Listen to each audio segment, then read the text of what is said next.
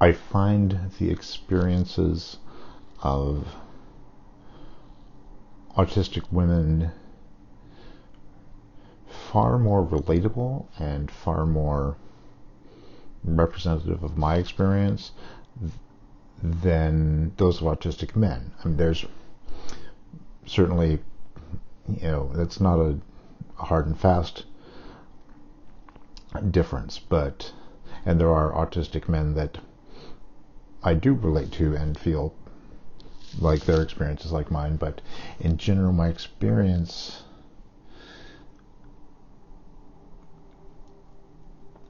the way I read women's experiences just sounds to me the way I feel. And so I've been looking for ways to explore that a little further, and I noticed that in the book Autism in Heels by Jennifer Cook, credited Jennifer Cook O'Toole, but she's going by Jennifer Cook now. She has what she calls the Chick List Checklist, a portrait of women, girls, and our unique autism style. And so I've gone through this list. Some of them really ring bells for me, some of them don't at all. I'm just addressing a bunch of her points and how they seem to correspond to me. The first one, women and girls are more apt to find less detectable ways to limit or avoid eye contact. I'm still kind of figuring out my relationship to eye contact. I never thought of it as something that I couldn't do, but since I've been learning about autism and other forms of neurodivergence and the effect that eye contact can have on people, I've been intentionally doing less of it. Like, I'll look up at people and then look away and just not try to make constant contact, and that's sort of what they're talking about here, except more, finding like another point to look at makes it look like you're looking them in the eye.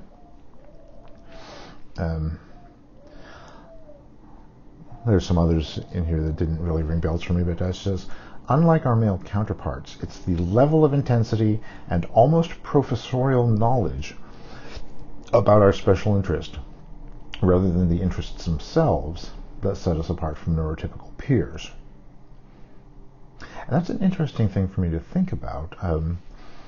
I certainly am, it's pleasant to think that I have an intense and almost professorial knowledge of subjects that I'm interested in.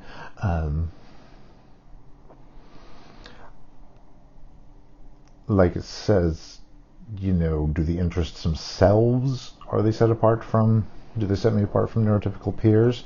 As one of my friends mentioned, some of the things that I've obsessed about over the years, especially when I was young, for example, music.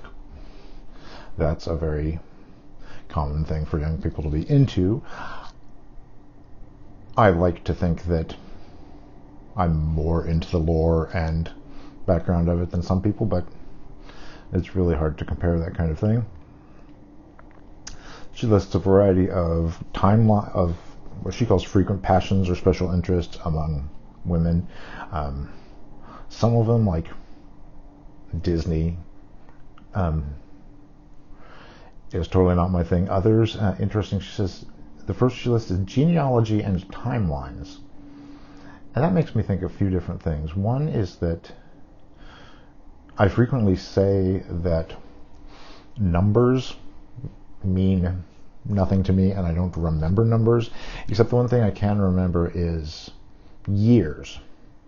And often specific years. Sometimes it's just sort of roughly on the timeline. I like, if I hear about, if someone names something or someone from history, I like knowing that I can sort of place them, at least in a century, and because I can sort of visualize the scope of history over time that way. And genealogy is interesting because I'm really not very interested in my own family's genealogy. I mean, I've picked up some little bits of it from family members who do that, and some of it's kind of interesting, but not interesting enough for me to do it. But I really enjoy the genealogies of things I'm interested in the sense that I don't just want to listen to a band. I like to know that, oh, this band was influenced by so-and-so who, you wouldn't have had without someone else, or this band brought together members from previous bands. I don't know if you've seen the rock and roll family trees that have been generated for different scenes and bands and that kind of thing. Those have always been really interesting to me, both to see how the bands relate to each other and people move from one band to each other and that kind of thing, but also as an information visualization technique. It's really interesting to me to see how you can see a lot of different relationships in time and between bands and people represented on a piece of paper or a two-dimensional screen. History, an interest of mine. Literature and literary figures, that's definitely the case. I was a comparative literature major and have always been fascinated before and after that. Language, animals, very much so.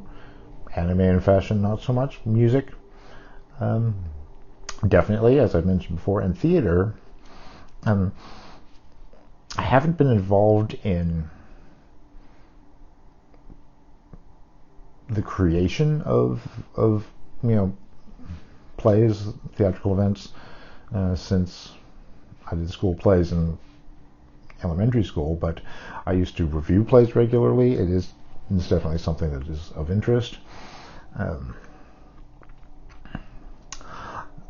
interesting thing, people on the spectrum are much more likely to experience synesthesia, and so girls are 3 times more likely to be synesthetes.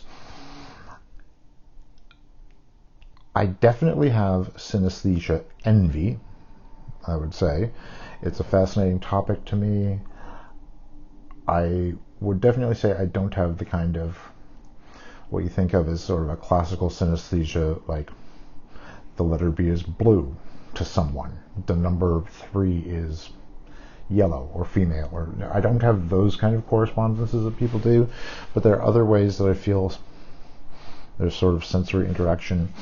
I can sort of I can easily intentionally visualize music. Like if I'm listening to music, close my eyes and sort of visualize geometric forms and things like that very easily. Other things, like one of my stims that I do is rubbing my tongue on my teeth, and sometimes it's just skin on surface kind of friction and pressure stim, like you can do in a number of ways, but I don't know if it's because I'm actually physically stimulating taste buds in the process, but I feel like I get a sort of sensation that's more than touch. It's like a combination of touch and taste almost. It's something to really think about. She talks about gender identity and that women who are autistic are more likely to exhibit androgyny, gender fluidity, things like that. I'm pretty male. I'm not female, I'm not trans, I'm not non-binary, but at the same time my version of male is not every man's version of male. As I've said on Twitter recently, I'm male, but I'm not terribly enthusiastic about it. I just sort of do my thing, and that generally fits into a sort of male template, but I don't, you'll never hear me saying, oh, I'm going to do this because that's what a man does. That's the manly thing to do. A man should do blah, blah, blah. And thinking that way, works for some people. It can be toxic for some people, but it can be healthy and just work for some people. But that's not me.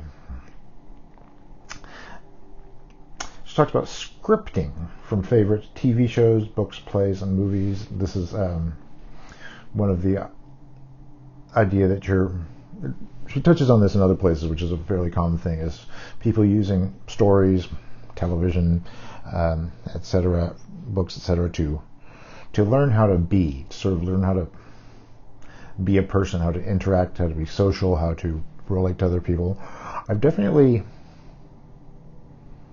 That's a hard one. I generally haven't said to myself, oh, I'm going to read this book to learn how to be a person, interact, whatever. But that's how I've used it, even if I didn't tell myself that's how I was using it. It's talking about, copying dialogue, learning and copying dialogue from movies and things. I don't necessarily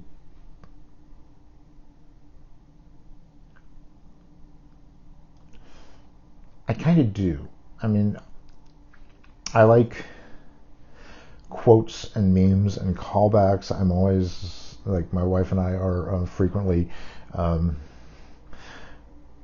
we'll just drop lines from Arrested Development or South Park or other things that we've been watching, that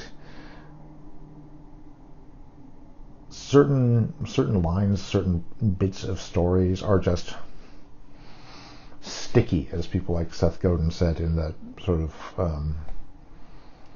circa 2000 boom of new media marketing and that kind of thing. It's certain shows and movies, especially shows, just because there's so much more time involved with these characters, but there are examples and quotes and things that just really, it's specific to the thing that they're to their context, but they also seem widely applicable.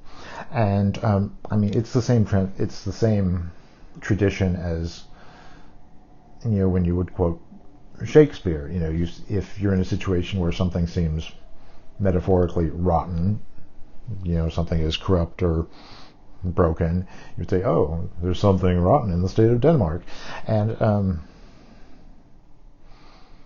it's very much that same phenomenon. And sometimes I will do it with sort of older high culture things like that. Often it's more recent things. And some things just work better than that for others. Like, it's funny, I was just trying to think of something that I wouldn't quote like that, and we just watched the most recent episode of Billions, which came to my mind as something that I wouldn't quote like that. But part of that is that show is so, the characters on that show are always doing that. They're always mentioning little bits of things from movies and sports, and plays double meanings. If you're familiar with the references, you understand what they're saying, and also and it says something about the characters that person is quoting that coach or film or whatever, and so they do that a lot, and it means that they're playing with all these they're kind of sampling all these pre-existing works, and the way it's one of the things I think is interesting is the way audience members react.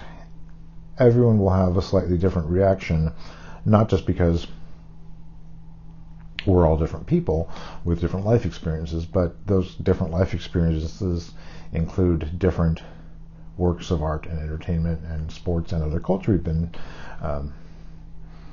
exposed to or care about in our lives. So let's say a given episode of Billions has 20 little references, Easter eggs, allusions, whatever you want to call them. Maybe I'll get 5 of them. Maybe I'll get 10 of them. Someone else will get a different 10.